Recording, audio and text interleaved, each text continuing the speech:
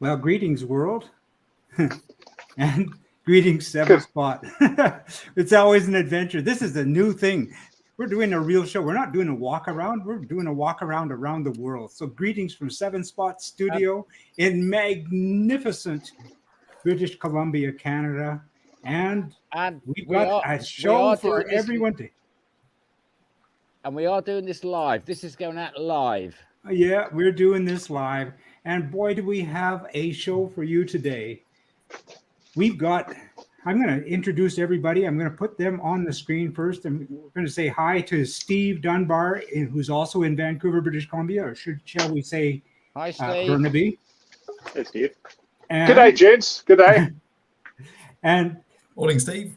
And we've also got, I'm going to say John Minion, not us John, from Evesham in the Midlands, also from the same general area, Trevor Harmer, who's going to talk to us about KitFest. We got Lee and Nick somewhere in I think the Midlands as well.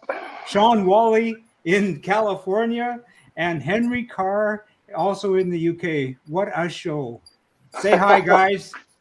Hi guys. Hi everyone. Hello. Okay, let's start this thing off right. I'm going to bring in Steve because this is an update time. Because Steve has done a live stream with us before, and he to show us his lovely 7 that he is building. So, Steve, I'm going to say hi. I'm going to turn it over to you. Tell us where you're at now with your 7. Okay, hi guys. Good to see you all. And again, thanks, Jim, for hosting and making this all available. Greatly appreciated, mate. My build's been going for quite a while now. I'm going to turn the camera around because I can't get a reverse view. So this is where I'm at the moment. As you can see, I'm in a very, very tiny little workshop. I've got a couple of hoists, one at the back for the back end stuff, another one just hanging off of there to help you with the motor, etc. Yeah. As one can see, this is the actual real grill that I'm starting to just polish up and get ready. A friend of mine cut that out of a water jet. He's got access to a water jet cutter. So he cut that out and started off with a cardboard cutout to make sure it fitted and is what we wanted. And obviously, being an Alpha 7, it has a Alpha engine. Alpha engine, yeah. There's. I've never seen an Alpha engine in a 7. Is it fairly tall? Very unusual choice. Well, the only reason why I went for that, I got a Alpha Spider, pretty cheap. I picked one up pretty cheap. It had a great engine and transmission, and having discs all around. 2 litre, yeah. Yeah, it's a 2 litre, yeah. I haven't decided on whether to go to fuel injection, throttle body, direct to head throttle bodies, or Webers. So that's still to be decided. But at the moment, I've just got the chassis finished, painted up, and all the suspension components are made. Everything's made myself, my own design, because the Alpha used a steering box, and I've changed it over to obviously rack and pinion. So to swap the spindles from the left side to the right side, which changed the whole thing quite a bit. The back axle was also modified quite extensively to fit the independence, the live axle. So I just put that in last week. I haven't bolted it in properly yet. So is that live axle, or what have you gone from the rear? Oh, well, I had to take off. Yeah, it's a live axle, and I took off all the old Alpha connection points and welded in new brackets. And I hope this is. I can't see what I'm filming. No, you're doing a good job. Don't worry. And you've got a Jazz. Is that a Jazz fuel cell? Yes, that's a Jazz fuel cell. Yeah. Yeah, I got the same one. It's nice. I like it. And is yours foamed? Sorry? Is yours foamed? Yeah, mine's foamed. Yeah. Yeah, mine too. Yeah. Lovely. What's a Jazz fuel cell? So I've just got a tank in mind. Yeah, Jazz is a manufacturer. They make fuel cells. Yeah. Over here in North America, Illinois, I think. You talk about foam in them. Yeah, it's an anti-sloshing thing. Show them, Steve. They won't let you on the track unless you're foamed. Yeah. Okay, yeah. I don't think you can see that. It's all foam inside. Yeah, very nice. Okay, we just got baffles in ours. Yeah, I get it now. Yeah. And what is the capacity of that, Steve? I think this is around 25 liters. Yeah, that's what I think it is too. It's been a while since I've looked at my specs, but it's healthy. You can get around a bit. Yeah, well, I've got all the brackets made up for it and all of that, but they're just sitting back there ready to go in. Mm-hmm. I made up a new, or had a local company make me up a new drive shaft. Yeah. The Alpha came in the 2-part drivetrain, which wouldn't work in the Locosts. So I've had one made up, and the end bits are from a Camaro. So I think they should be strong enough. I reckon. From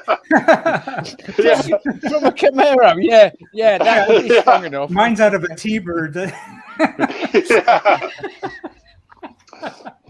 So, as I say, I've got all the components sort of made up at the moment. Yeah. And everything's ready just to start bolting in. I've got bodywork still to make, but that I think will be relatively easy once I get the motor all set up and everything mounted. But all the brackets, everything's ready to go. Mm-hmm. I still got my throttle linkage to make because I had to change a bunch of things. But Willwood master cylinder setup for brakes and clutch. These are interesting. These little guys. I don't know if you can you see those? I can. The engine mounts. They are originally from a 1937 Ford flathead V8. No kidding. Oh. That's something. Yeah, the reason why I got those was because how did you find those? How did you find those? He's a motorhead man. Well, I tell you, that's kind. Those are the original Alpha engine mounts, and they made the engine stick up 1.5 inches too high. That's what I was wondering. So I went to our local shop around the neighborhood here, which is called the Old Car Guys. And I went in there and asked them, gee, I'm looking for engine mounts that are small. And the guy said, yeah, you want a 1937 Ford flathead V8 engine mount. And he had them on the shelf. So... You're joking. Yeah. Wow. So they really are nice. And I've got the other bits that I will be mounting to them will be mounted on there again to the motor. So as I say, all the bits and pieces are made. Just have to go on. And basically, this is my little shop. It's 24 feet by 12 feet wide, and I've managed to get everything sort of, put on gantries to get it out, move things around so it's not too much of a hassle working around the place. That's a cool setup. I like that. I like the rails and stuff. Yeah, liking that. Really everything has to be on wheels because you've got to move things around a little. So I've had to make it so I can get around. I've got my compressor sitting outside. I've got it plumbed outside between the two houses. And the internal vacuum system, I've also got that on the wall on the outside. So I've had to be quite creative with my space because it's so small. So, yes, that's a good setup. I'm liking that. oh, thank you, lads. Anyway, that's enough about me. I'd like to hear about some of the other lads and what their builds are looking like. Well, we'll get Yeah, to no, that. Can I just interject here because I'm rather jealous about Steve's. He's got these pulleys hanging from the ceiling and everything else. A lot of us don't even have those. Impressive. Yeah. So I hanging. can quietly say that I'm impressed by his pulleys. No kidding. Thanks, Trevor. It sounds like you. On me to bring the tone down. You know that, don't you? Yeah. Well, I hope you're not pulling too many legs around here, lad.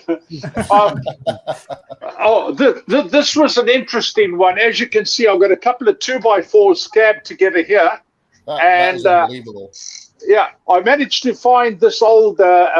This is a clutch type hoist. Yeah. And it's up is one side and down is the other side. Mm-hmm. And that was the only hoist I had. And I was trying to pull. I pulled the motor out with that, but the last time I came to use it, the clutches started slipping when I had the motor about 1.5 feet out of the chassis, and I had to immediately rush off to the shop and go and buy this little guy while I had it suspended on a couple of 2x4s. So anyway, we got that sorted out. Now I've got 2 little hoists, one in the front for the back axle and the main one in the front. Looks great. Impressive. Yeah. Oh, and the gantry, I was fortunate enough to work for a company that was scrapping a whole bunch of equipment. And all these I-beams were being scrapped. So I got them for next to nothing and tucked it up into the ceiling as high as I could get. Yeah. So that works really well. What a great setup you've got there. Yeah. Yeah. Really using the space well. Yeah. Well, yeah. I just mentioned to my wife, it's either get a divorce or keep the little shop, and I kept the shop because I like keep the wife and keep the shop. So we all happy. I went the divorce route. No, we won't go there. Steve, I'd like to say thank you. That was just awesome. Now don't go away, Thank Steve. you, Steve. No, I'm not going away. I'm going to just turn the phone around so I can see everybody else. Yeah, and what I will say is, thanks, Steve. Thanks, Steve. Yeah, Steve, why do you want to do that? With your permission, Steve, I'd like to say thank you, number one. But secondarily, we're going to move off from wonderful Vancouver and Burnaby in your case, and we're going to slide on over to wonderful Australia. Excellent. And we will bring that one into the stream and see if I can do this properly. G'day everyone, this is Chris from Australia. G'day, Chris. Just thought I'd show you a bit of an update on the Lola T70 replica copy, I have to find out where or just my interpretation of a.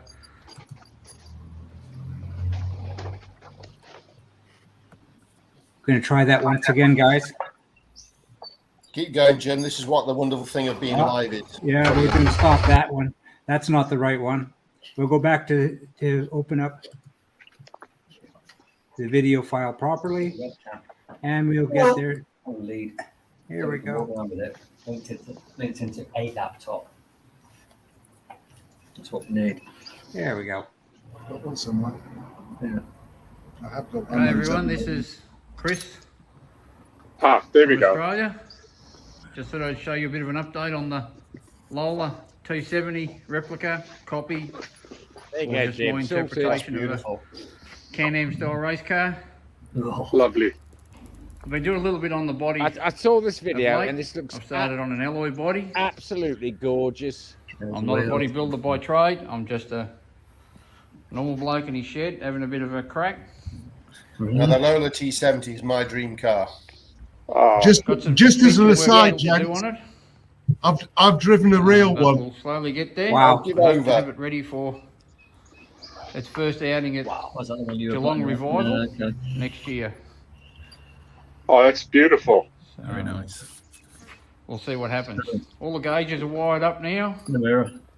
I've also made a The, relay box. the finish on that is just amazing. Fuse panel Oh, lovely. that fits into the door aperture. Wow. So it's easy to get to the fuses. Nice. Bit of temporary wiring there, as you can see, so that we could run Still the tidier engine. than most. I have a good friend called Tony. He's been trying to put a fuel map in it to make it run a little bit better, but he's struggling because he's working with a bit of a dope at the other end of the computer. Fuel map, what? Fuel map, So we have had the motor running. Runs pretty good. Road. Little bit rattly at the moment, but yeah, not quite sure what that is.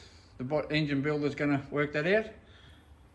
The trumpets, I did a pencil drawing of what I wanted. I sent it to another mate over in the UK called Paul from Mofast. They are big intake trumpets. Hey, He Paul. did a CAD drawing of it for me. Mofast, yes, we know I then Mofast. sent it to my friend Tony, He gets about a bit, doesn't and he? he 3D printed them out of. Yeah, Paul James Aspen does Carbon get around nylon. a bit, yeah. They seem to be holding up quite well at the fibre moment. printed. So haven't Have had you any done issues all- with it. Have you done? Did you make all the body panels yourself, mate? I'll see if it'll start up for you. This is just a recording As I say, there, I've still got Steve. some suspension work to do Oh. on a couple of sides, a bit of wiring, and I reckon I could take it for a drive, Lovely. other than putting the gearbox in the back of it. I've been waiting on some parts for that from Subi Gears. Need some prop shots in there, don't Hopefully they'll turn up soon so I can put all the gearbox together, and we'll see what it does. That's going to go well. All right, I'll see if it starts. That's definitely going to go well.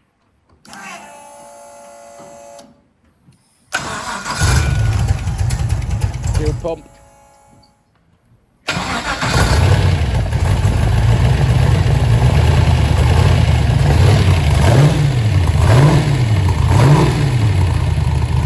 That sounds really nice. And that's his GT40 behind that he built by hand. Yeah.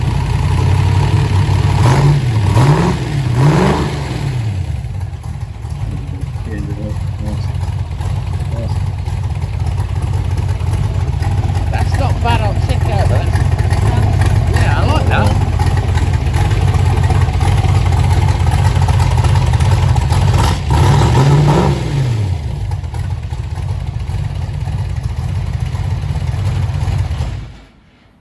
Oh, So that's the beast. Nice. I I like Hope you the enjoyed the sound little of that. video. And hopefully the next one you'll see it maybe on the track somewhere. oh, wonderful. Cheers. Very nice.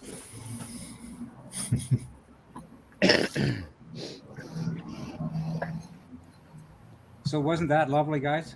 Oh, Yeah, it's a beautiful. car. Isn't that just Yeah. amazing? Much better work than I could do. Now he would be with us live on, but he elected not to do it on two accounts. One is he's desperately shy, and the second is that he's asleep right now because he's in Australia. Fair enough. So let's move right on along. We're going from let's see, from Australia. Why don't we bring in Sean? Why? All right. How are you doing, Sean? I'm good. Yourself? I'm doing good. I'm trying to figure out how I can put you on the full screen. And here we go. And I take Awesome. Steve out of that picture, and I find John, you look very much like Steve. It's early in the morning here. So. Here we go. There we go, There. Sean. How are you doing? And a dog. Hey, And a guys, dog. and a And a dog, dog, yeah. and a bike. But you know what? This is a congratulations because this show is about building and it's about kit cars and generally speaking. But this is a congratulations to Sean because not only has he finished that, the GBS, but it is road registered. Yeah. Oh, Tell us about that. I mean, that's Yeah, so- he's rolling his eyes a little. Well, so the registration process in California is kind of it's a very interesting process. People think that California has, really stringent rules, things like that. It's really not the case. It turns out all I need are like 4 fenders and a windshield, and they don't care. They don't even do an emissions check on this thing, so it's currently registered. Really, I'm surprised. Yeah. My brother's out in California, runs a Volkswagen Beetle, really early one. He's got a stupidly tuned engine. It's only 4 bolts, so to take it out. He takes the stupidly tuned engine out, puts in a one that he knows will pass, just to get it through emissions. So in California, that must be different for kit cars then, yeah?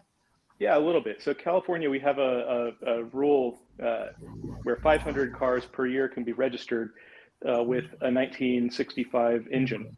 So any car you want, they register as a 1965 engine, which makes it exempt from all smog emission laws. So the only thing it'll have to have is PCV, which this actually has. Unfortunately, the hood's on it right now, or bonnet's on it. So I can't really show you the cool trick PCV system that I created for it.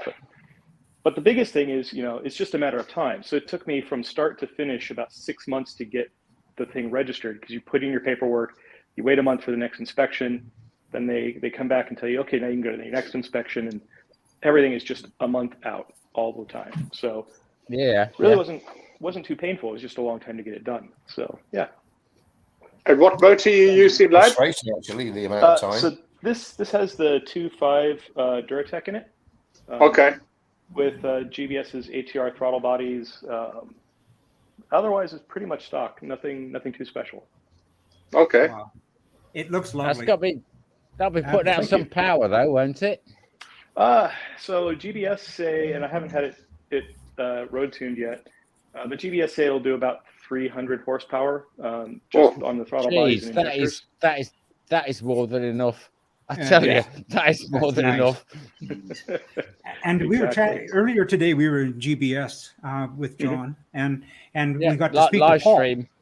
And he told us that you have electric, or do you have electric windshield and seats? I do actually, yeah. So let me show you a little bit here. I don't know if you can see it. I don't know many manufacturers that are doing electric heated windscreens. Yeah, so this is my windscreen here for heat. Mm-hmm. The 2 heated seats, they both work. They'll get me a little bit of heat in the winter, and they're pretty good. Lovely. Excuse me, but he's going to say the obvious. In California, do you? She's more towards sunshine, for Christ's sake. Or is it when it gets below 20 degrees, it's called a winter? Well, so again, I'm in California, so we really don't have much of a winter here. There you go. Yeah. So like if it gets down into 40 degrees Fahrenheit or so, then I might kick on the seat heaters. But, 40 degrees. Heart, please. Yeah. I mean, that's cool. I've got my heating on. I've put my heating on again tonight. In the UK, you'd be called a wuss. Yes. Yeah. I was in London for Easter a couple of years ago, and I thought it was going to be like Easter here, and I was sadly mistaken. So.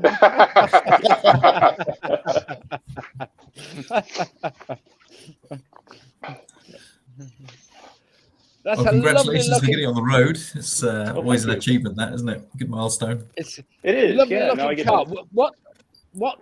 I love the color. What color is that? That's painted, is it? That's not gel. Yeah, so this coat, is painted. Yeah. So the gray is a metallic gray called Calesto Grigio, I think. It's a gray from a Lamborghini. Metallic grey. It doesn't come across metallic in the vid, but same as the no. I thought he was still in primer. No, it's just a really dark gray. And then the green is luminous green, so it has like really fine ground, or not ground, but really fine glass bead in it that just absolutely makes it explode and pop in sunlight. So yeah, it's really nice. I never knew this stuff was available. Yeah, for the stripes, the ground glass beads, luminous stuff for stripes. Yeah, it's looking wicked. Yeah, and as you can tell, it kind of has a little bit of a color change on it. That's better. Yeah. Yeah. I can see it reflected now. Yeah. Yep. Nice. So yeah, I'm really, really happy with the color combination and how it turned out. So yeah, pretty pleased. And you've matched the seats as well, I can see, with your harnesses. Yeah, I have actually. So the seats, they're the GBS heated seats with the green webbing, and yeah, they're pretty great. Absolutely Nice looks looking. fabulous. Again, Oh, thank you. Sean, Mhm. thank you very much for sharing that with us, and thank you again for doing that last video with us. And gosh, we got some other things planned, and I'll plot and scheme with you later on it. But wanted to just say definitely. thanks. This is just Thank awesome. you so much. You bet. Stay with us because we got more, guys, because it's now time for a commercial. What? Help us, please. Everybody's running for the hills. One moment, because I think there's an event coming up that we should probably all make plans to get to. And what could that possibly be? Maybe it could be KitFest. Let's see what happens there. There we go. What's KitFest?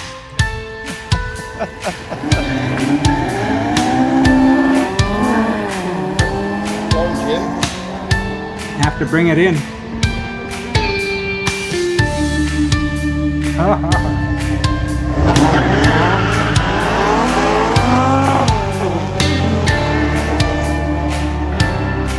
So at this point, we bring in Trevor.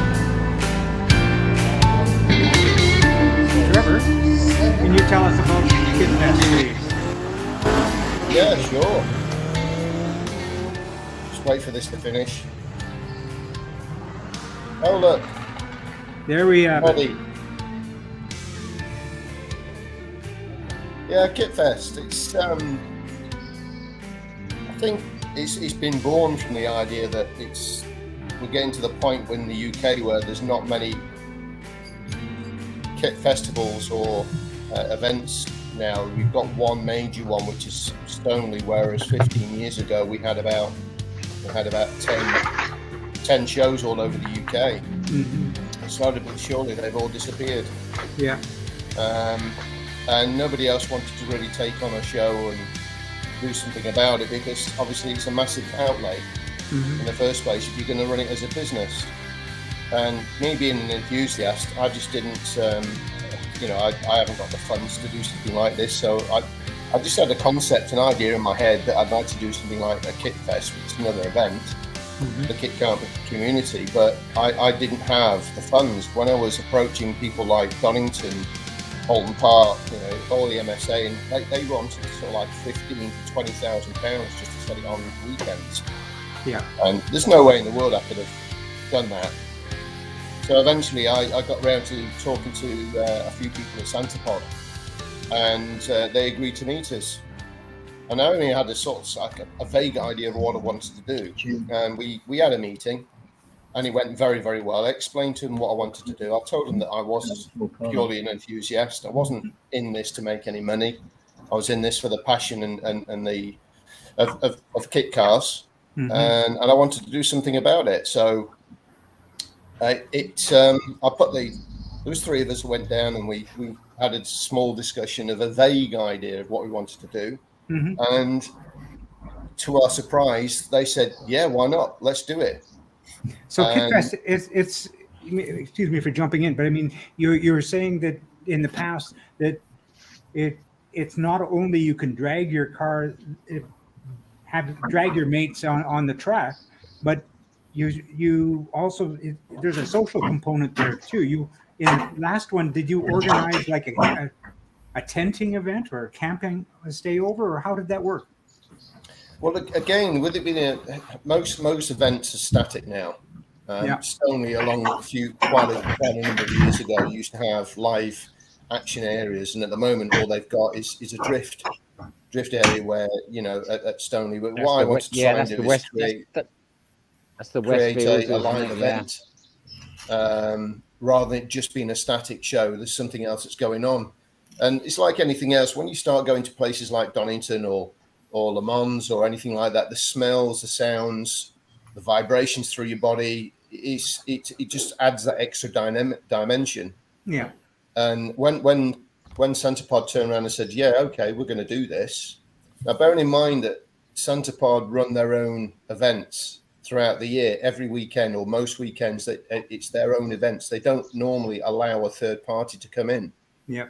I was going to say we are probably one of the first people to be associated with Santa Pod as Yes, a group. we are. Yeah. We are. Oh, And the good thing is, you know, we did the first one in 2019, and as I say, I'm not a professional. I'm learning at this, and it's hard, and I don't know how to get in touch with manufacturers and things like that, and how to set them up. And it literally is sucking my fingers and seeing which way the wind's blowing. And hopefully over the next 5 years or so, it can grow into something bigger. But yeah, Santa Pod. I'm sure it will do. I'm sure it will. I'm sure it will, because we obviously didn't do it in 2020 because of. Anyway, we won't go into that. Yeah. And we did 2021, and it was a light event because we only had literally 6 weeks to put it together. Yeah. But we still had over 80 kits, and we sold 125 tickets, but only about 60 people turned up because the weather wasn't particularly good. Yeah. I remember it was raining. We went live from there. It was great. We did, yeah. We went live. It was great. It was one of our first ones ever. It was just we will be going live from the next one as well. Absolutely. Yeah. So when's this happening? On KitFest, it's the 18th and 19th in June. 18th and 19th of June. And how do we go ahead and get tickets and that sort of thing?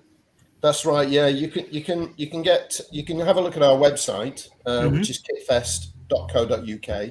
Yeah. And there's links to there that goes directly to the ticket to get your tickets, or you can go directly to Santa Pod themselves, which is santapodtickets.com/kitfest.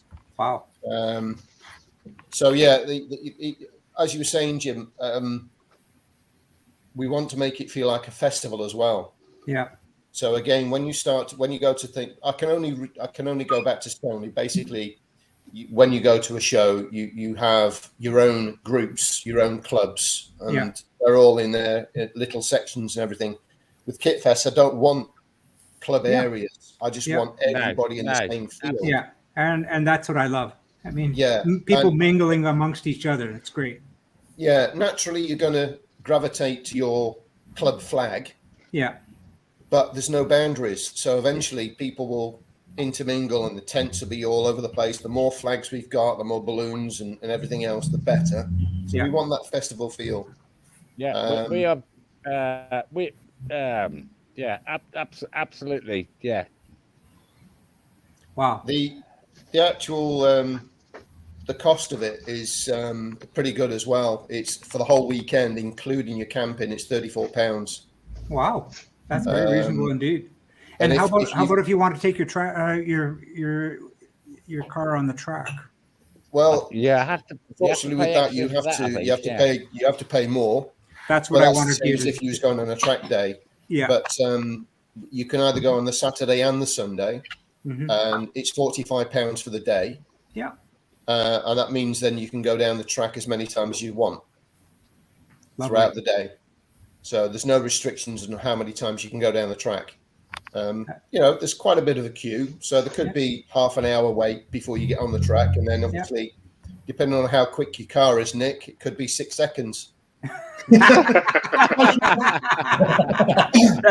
so unfair. We don't go that slow. Yeah.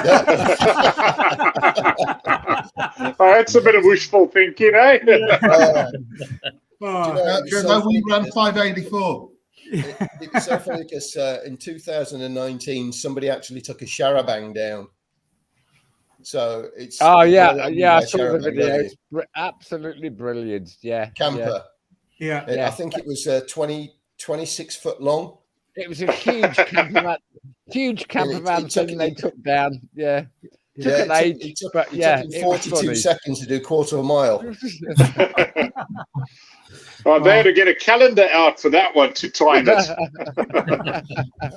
Well, the best thing about this is that I'm doing it for not to make money out of it at all. Anything that we raise goes to Clare House Hospice, which is a children's hospital. Great. Yeah, That absolutely we fabulous. support. Fabulous. And the great thing about it, which was a massive surprise to us, was Santapod wanted to get on board with that. And what they've said is that for every ticket sold, of that £34, £3 of that goes to Clare House. So they will donate £3 of that to Clare House. Oh, that's great. And similarly, if we have any manufacturers coming along, now normally Santapod will charge X amount of pounds for a 3x3 meters and so on. But they are allowing us to charge for that. And that then also goes to Clare House. Wow. Yeah. So I'd like to add in, Trevor, as well. We are Northwest Kit Car Owners Group is a not-for-profit organisation. Yeah. Absolutely great. Which makes a huge difference. It does. We've raised over £14,000 over the last 3 years. It's been going. Wow.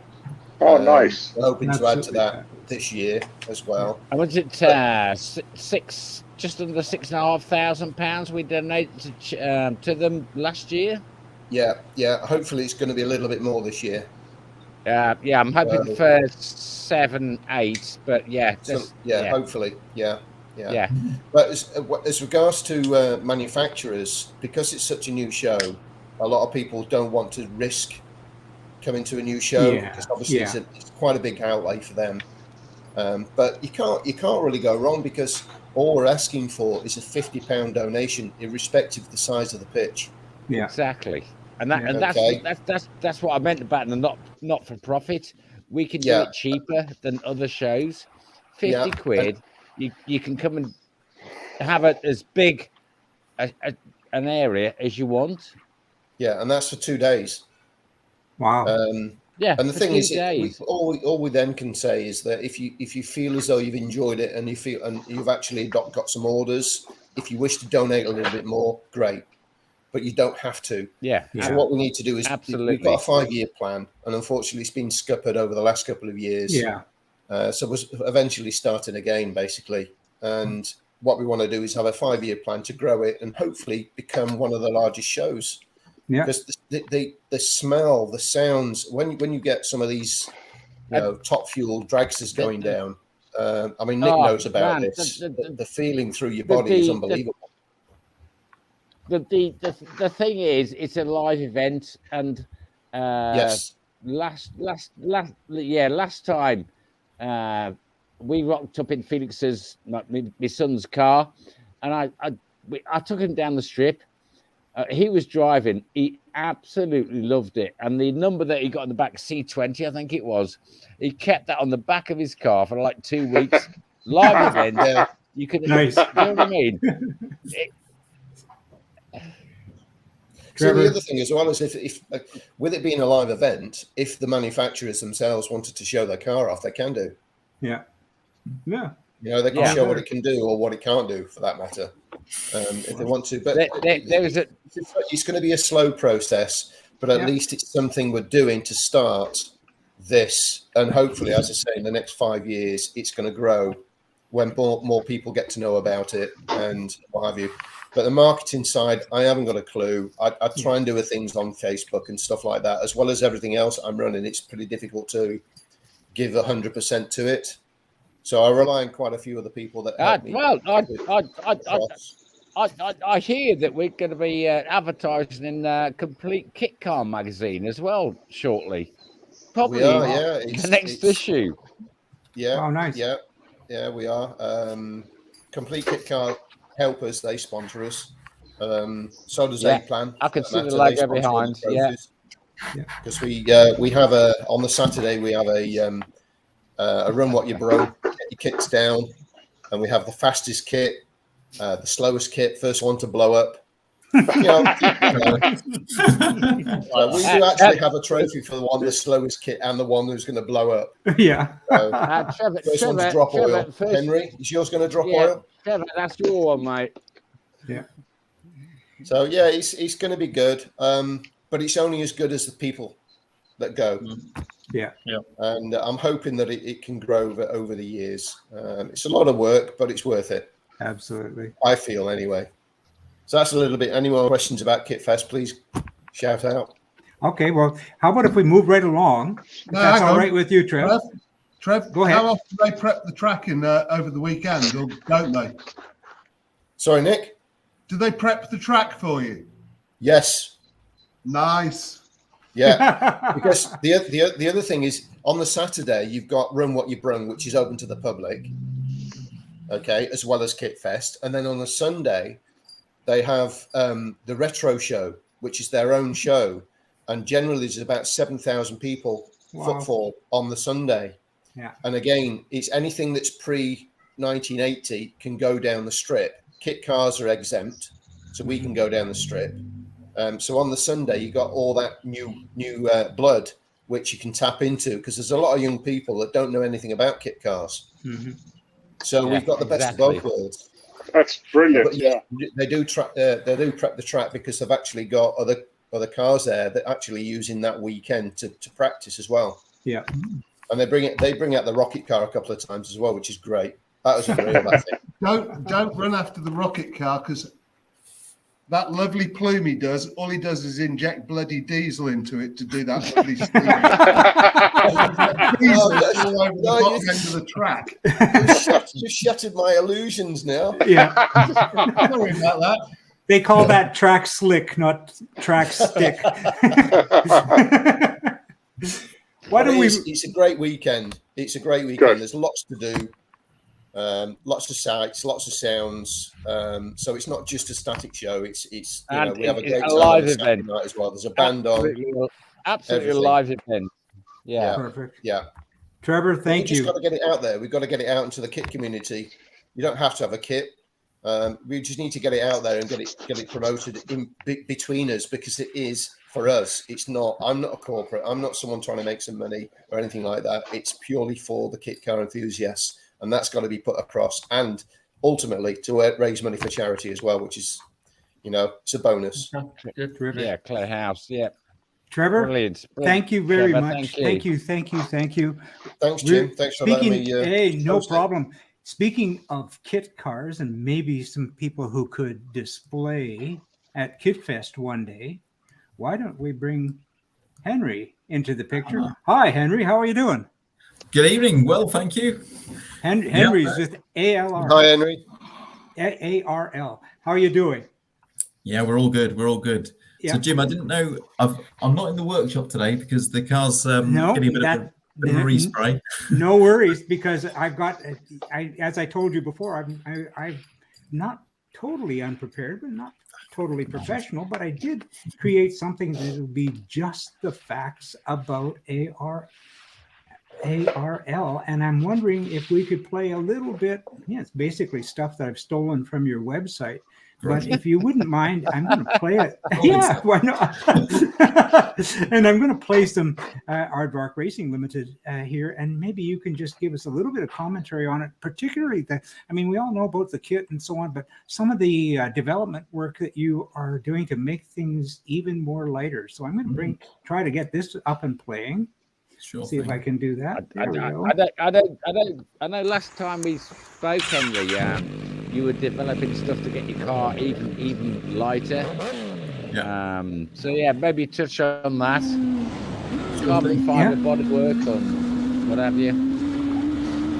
Yes, this is obviously a bit of footage from a track day, so just testing it out for the first time in the damp, so a little bit tentative, but it gripped pretty well. So as you'll soon about see, we'll be catching the Caterham 420 in the fairly distant distance at quite a rate. So it's always nice to overtake something that in theory on paper should be faster, but obviously isn't. I've shortened it up a little bit just to capture that. Well, I just love it. Say that. That's not your first. That's not first racing experience, though, is it? That you must have raced in karts or something, or other series? Yeah, I did a few years in bike engine kit cars at RGB or what is now Sports Oh, nice, 1000 yeah. in 750 Motor Club. So this is when I would have overtaken the first Yeah. time if it wasn't a track day. Yeah. But I had to be nice, but I also You were had, being I a had gentleman a few there. weeks afterwards, so I couldn't afford any bodywork damage. Yeah, no, it's a good track actually. It's very enjoyable. But the car's got actually quite a bit better since then. So since then we've lost about 15 kilos. Oh, nice. And done the corner weighting, which was something that was overhanging from last year. Just we didn't get the chance. But that was opportunity number 3, I think, that I would have gone for. But Joe's better off, and eventually they let me pass. Because on track days you've got to overtake on a straight, whereas I'd normally dive into a braking zone, not a problem. And it's bye.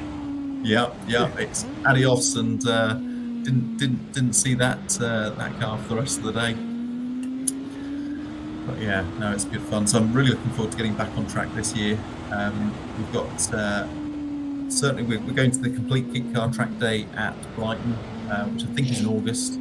But I've got a list of tracks to try and hit this year. As soon as I've got the time to go and book them and get the car back on the road. But yeah, as we mentioned, I think Jimmy may show some pictures later. But we've now got aluminium options on the rear hubs, rear bearing carriers. Yeah. Lovely. We're working on front hubs. They're not quite ready yet, but we're aiming to take a few kilos out of those. And hopefully we'll soon come on to Nick and Lee's build, or should I say Super Velox Cars build. So we're very excited to... Yeah, I'm looking forward to that too, because we're going to build a series out of that, and that's going to be exciting. Yeah, absolutely. So Lee and Nick are Super Velox Cars. Or should I say Lee, Nick and Nick, because there's another Nick involved. Yeah. And basically they're going to act as our build agent for US, UK, and other full builds. So we're very excited by that. They'll talk through that in a minute. This is the latest chassis that's left. So that actually left, as I mentioned earlier, that left the workshop at 6:30 in the morning. I think arrived with you, Lee and Nick, about 8:30, a bit later. So just quickly, Henry, that chassis, that chassis you had torsionally tested. Yeah. And you lost several kilos by taking 15. Out some various bits. Yes, we only lost 1 kilo off the chassis. But what we did do is we only lost 1 kilo, but at the same time we increased the stiffness by over 20%. So wow, nice. In structural efficiency terms, that's what I find impressive, and that was done all. Obviously not in house, but we worked with Sheffield University, and basically that's we got we got it all modelled up. We then sort of ran the simulations. We also did the same physically, so we got it on a test rig. We torsionally tested it, correlated the two, and then step by step improved the structural efficiency by taking members out, whilst keeping in mind that basically this is a very capable car and people drive it at well over 100 miles an hour on the track. So wow, lovely. We kept all of the crash protection and the structural integrity, but we managed to stiffen the whole structure up whilst taking a bit of weight out, which is absolutely ideal.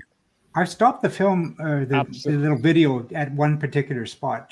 I just copied this module page from your webpage. I wonder if you could just comment on how folks can purchase. Yeah, sure. So modules. We've got a really long sort of price list with, I can't remember, is it 150 line items or something, which tends to get a little bit baffling unless you've sort of built a few cars before and really know what you're looking for. So what we've done is we've now got 2 sets of modules. So this is, I think this is the road car module you've got here. And basically what it does, it lists out everything you need and sort of modularize it. So basically you've got a rolling chassis module, brake system module, engine installation module, and then bodywork module. So basically, if you buy all 4 of those modules for either your road or your race car or track kit, you've pretty much got a complete car minus the engine and tyres and a few other bits and bobs. But we're trying to make it simple for people to understand what they're getting for their money and understand how much it's going to cost to build, because often that's quite well hidden by some manufacturers.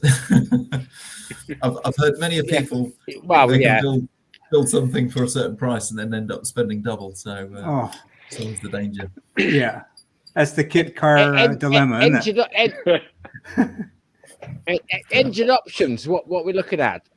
Mainly bike engines. Yeah, so for the new SP1, we based it around the CBR 1000 engine, just because it's such a reliable and capable unit. So complete with a 6-speed sequential gearbox and slipper clutch as standard. So a great unit. That comes free with the bike. Yeah, absolutely, absolutely. And then high booster engine will fit in terms of just some different engine mounts basically for the high booster.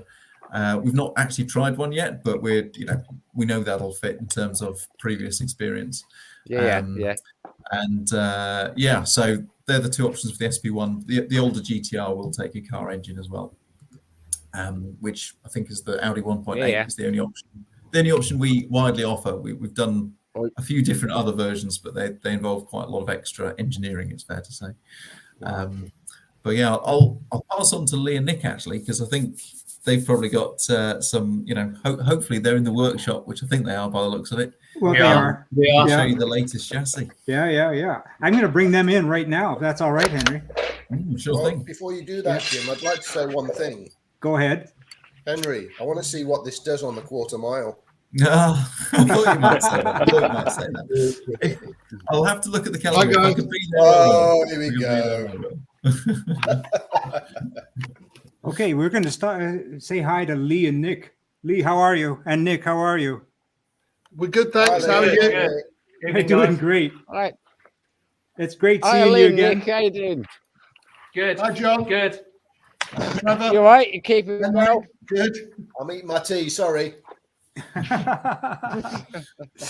I led with the video of you guys receiving your kit and all of the bobs and bits that you did receive. Congratulations to you, and we thank you for being with us today, but also looking forward, because you're going to be doing a build, and of course you want to promote what the business you do, but it's great that you're going to hopefully share that experience with us over at 7 Spot. Thank you. No, it'll be a pleasure to do that, Jim. We're looking forward to trying to do regular updates and show you what we're trying to do. Yeah, fabulous. Absolutely fabulous. Do you mind if I ask? I mean, Henry mentioned quickly that you're the build specialist for ARL. Tell us what that means. What does that mean, and what ground do you cover, and what rights do you have? Well, at the moment, we've got permission from ARL to supply rolling chassis and ready-built cars for the UK, Canada, and America. Looking at the kit cars in America, from an import point of view, we're looking to provide effectively a rolling chassis, everything bolted together minus the engine, as a complete kit to the customer specification. Lovely. And ship it out. Yeah, it's absolutely fabulous. Yeah. In the UK, we're looking to do IVA road registered cars, so you can take one of these, drive it to your local track, hopefully win a few trophies and drive it home. Yeah, perfect. Now, at the moment, I think I mentioned, or you mentioned to me, that right now they're right-hand drive vehicles that you'll be doing export on. Are there plans afoot? Do you know? We can do left-hand drive. Yeah, both hands. Both hands. Yeah. Oh, wow. That's great. Yeah, that is great. Funny enough, the first SP1 customer car was a left-hand drive car. So there you go. There you go. Perfect. Yeah. So with I don't know if you can see this. Yeah. This is the chassis as delivered at 9:30 this morning. Lovely. So a nice grey. Yeah. Just because I'm fed up of seeing black chassis. Yeah. And it should make a nice change. But the finish on it is actually superb. And yeah, so we're hoping to start actually cracking on with this tomorrow morning. Perfect. Now that we've just checked off at everything that's here. So yeah, we'll get a few hours in the morning on assembly and start building the build diary and post wrapping the build and go from there. Definitely keep us updated on that. Have you got a website we can go to? We have, yeah. I think have you got that on your link, Jim? I certainly will It if should I be- don't have it now. Yeah, supervelocicars.com. Yeah. And how did that name come about? Well, I was saying this to Jim earlier. I mean, no doubt we were down some pub having a few beers as we normally do, the three of us. Even being out wrecking the countryside in our Westfields as we normally do, avoiding the police. But that's a different matter. And you know, we knew that we needed a name. That we needed something that just embodied luxury, something that embodied sort of old Alfa Romeo, sort of, you know, quintessential sports cars, something. And we wanted just something that just grabbed everyone's attention. And we just sat around the table one night and we just threw a load of ideas. And believe me, we went through numerous iterations of names and we just came up with something. And it just sounded right. You know, it just sounded something that would complement what Henry had kind of developed. He wanted something that would, you know, was sympathetic to what he'd done, really. So yeah, Super Velocity Cars just sounded right for us, really. Yeah.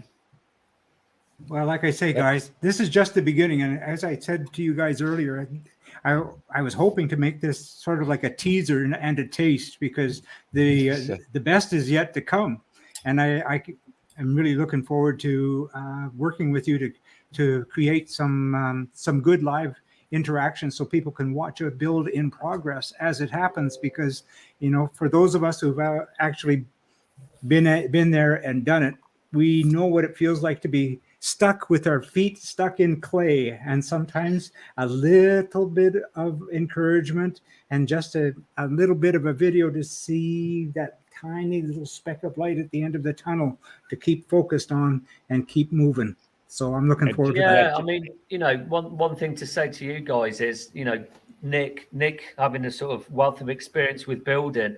Luckily, he's helped. The two Nicks have built this facility. Really, this facility has been built for us to be able to build this first car.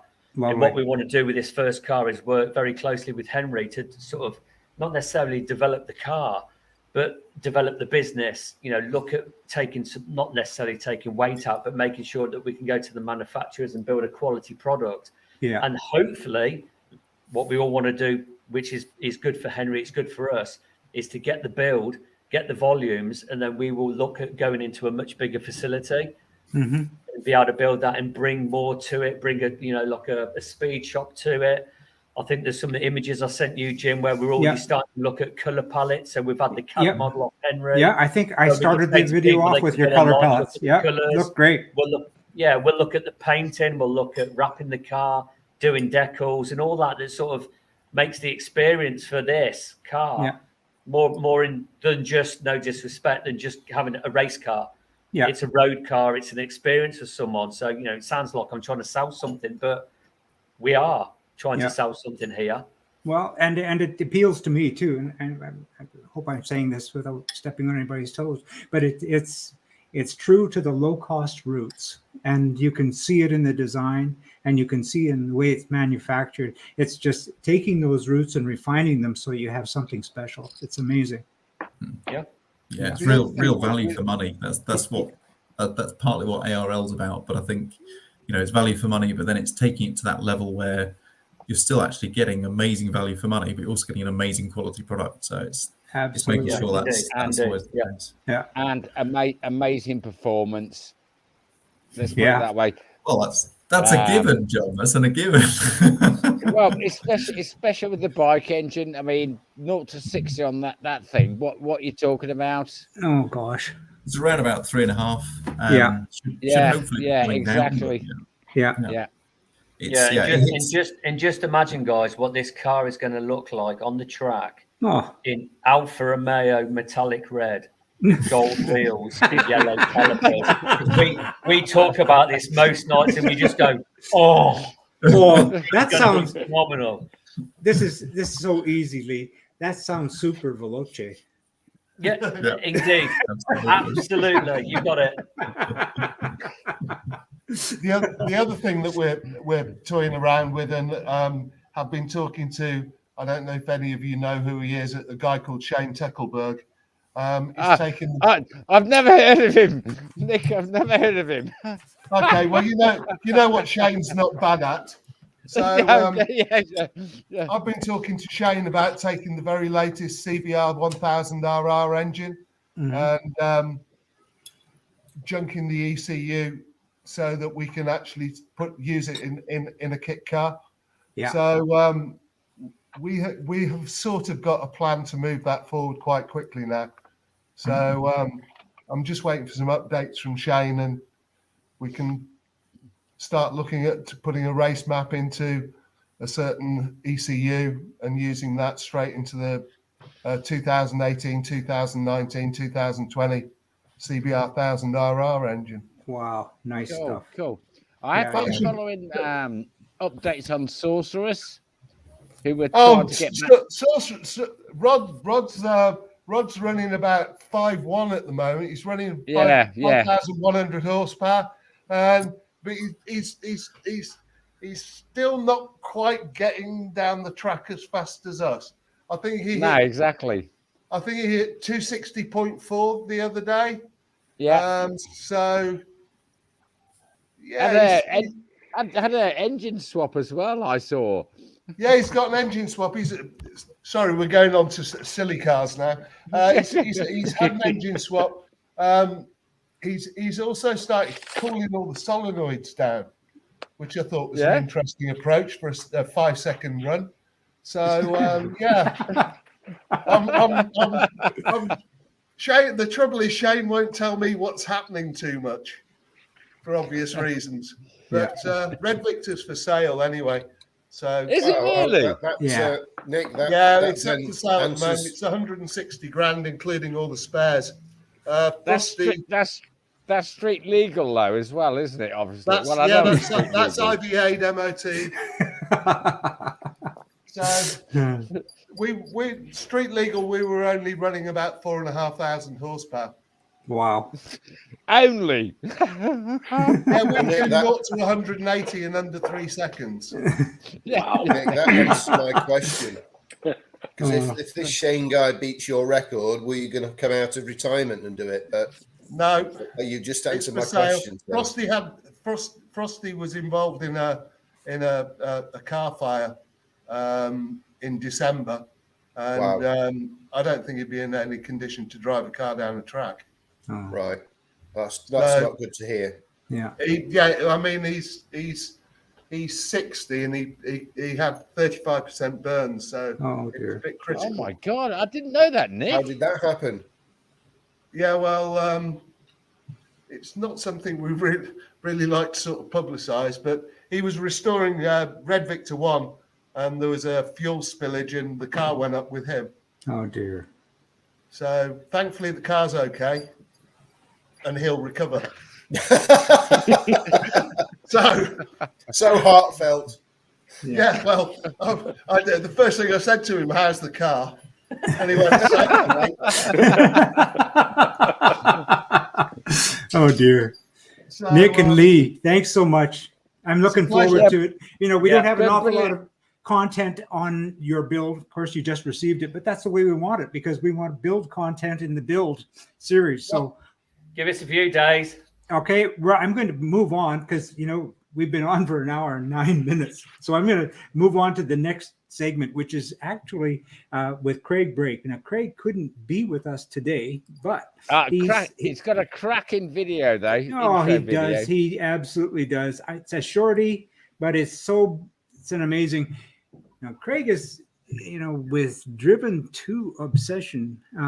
He's also the Northern MK dealer. Yes, he is. MK sports car dealer. Yeah, in Liverpool.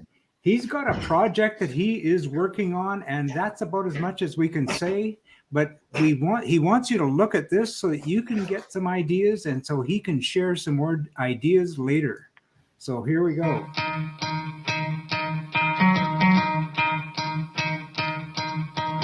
You could try to play, but you're never gonna beat me. Look the other way, what I'm doing ain't easy. Blood stain from the people who deceive me. Muddy hands break through the chains, go free me. Looking for change, looking for pain. Pulling a mob, pushing a train. I'll never stop, stick to a lane. Pick up the pieces and go rearrange. I'll be the best above all the rest, put me to the test and expect nothing less. Your check is I'm chess, what's happening next? Yeah. He got the venom, a tangible weapon, no coming in second. This life is a lesson. He got a new engine from pain, it's a blessing. New focus, no guessing, just bold and obsession. All in his possession, you got their attention. I leave an impression and take your redemption. Just kill no discretion. Your mind is a weapon. 11-11 is time for progression. Oh! You could try to play, but you're never gonna beat me. Look the other way, what I'm doing ain't easy. Bloody hands stain from the people who deceive me. This definitely goes up to 11. I mean, look at that. Now that was short and sweet, but that was not a replica. That one was a Chevron GR8, and he's got something planned, and I know he wants to do something that could be interesting, could be similar, but we're just going to have to wait and see. I asked him for some pictures. He said, no, I can't send you that right now. But I said, well, can you send us some material that can give us a hint at what you're doing? No, just not yet. But I think you will have to admit that it's probably going to have something to do with, the Chevron sort of a theme. And here's just something. He sent me some other material that I'm throwing together to make something that's certainly not as good as his, but more to do with his Chevron.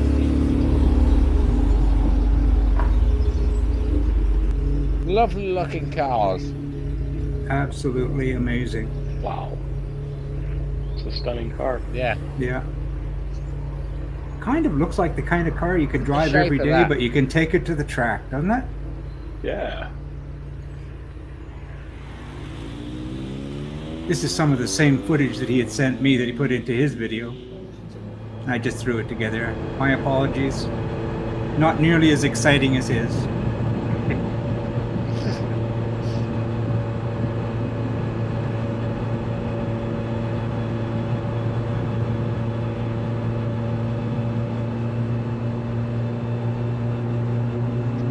I believe Craig is a professional, or was a professional photographer.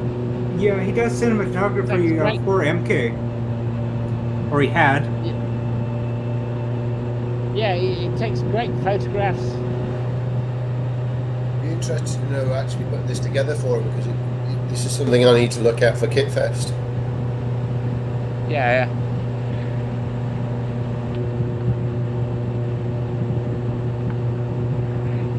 Are you going to be driving a Cobra, or are you going to be driving a Tiger? Oh, it'll be the Tiger. The Cobra's not going to be ready until probably September.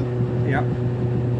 Still quite a bit of work to do on it, and I'm being incredibly fussy as well. So it's one of those things that you think you're going to get done pretty quick, and then you go, no, I'm not happy with that. Doesn't actually work that way, does it? No.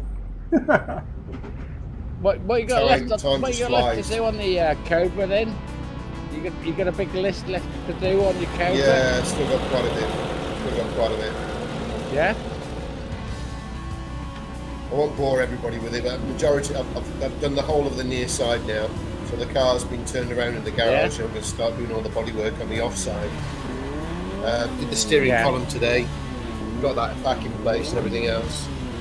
And then once I've got the offside done, I then start on the boot and get the boot area done, and then it's a question of putting the wiring in, the dashboard, carpet, seats, front windscreen, wiper system, and it's almost there.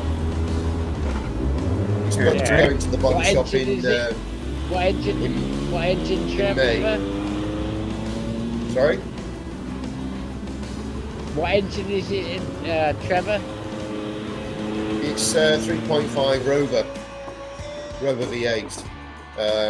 Nice. But it's okay. it's not his standard engine. He's the guy who built the engine.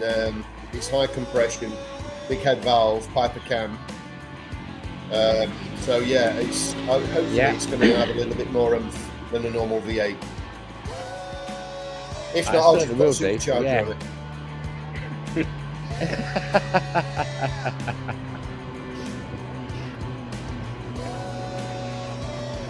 Well, that's a lovely car, isn't it? It's just a glorious car. The looks of it, just it's there, it's spot on.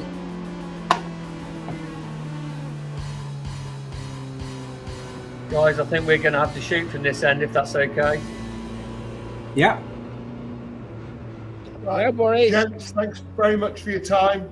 I'm winding up now you. anyway, so I'm going to say We'll probably speak to you all in the next day or so. look forward to it.